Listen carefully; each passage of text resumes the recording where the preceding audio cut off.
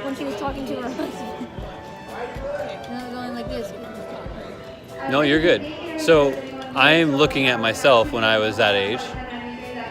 I want to remember your name because I've met a lot of people here so far. If you want to know how to spell it, it's Isaac. My name's Drew.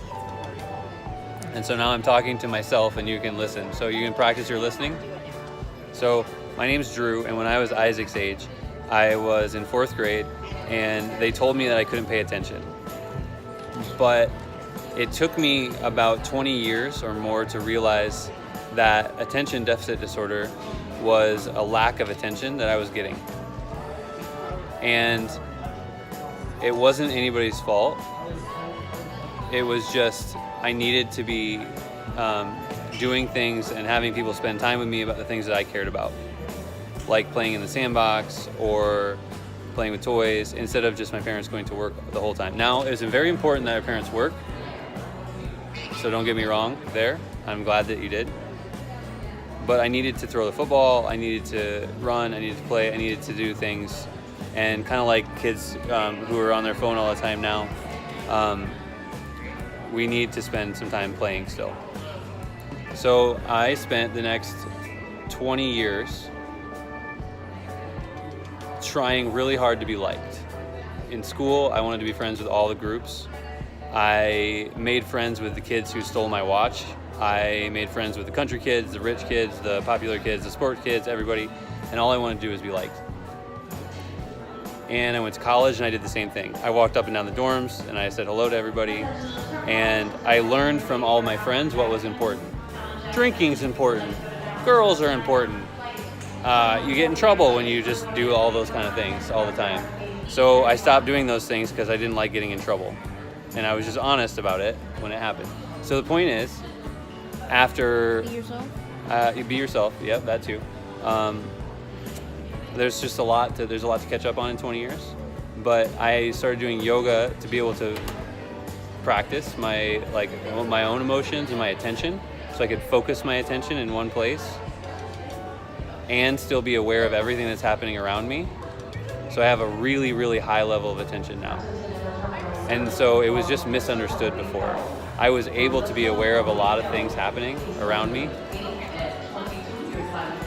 and just needed help paying attention, or like putting my attention on the things that were needed.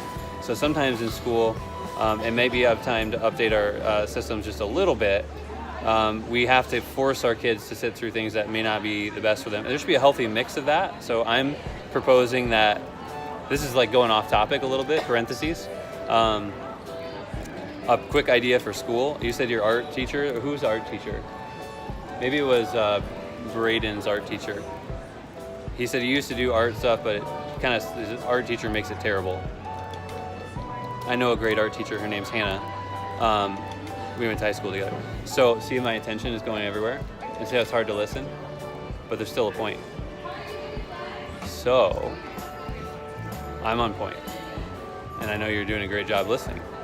And if earlier you told me I did a good job listening, so high five to that.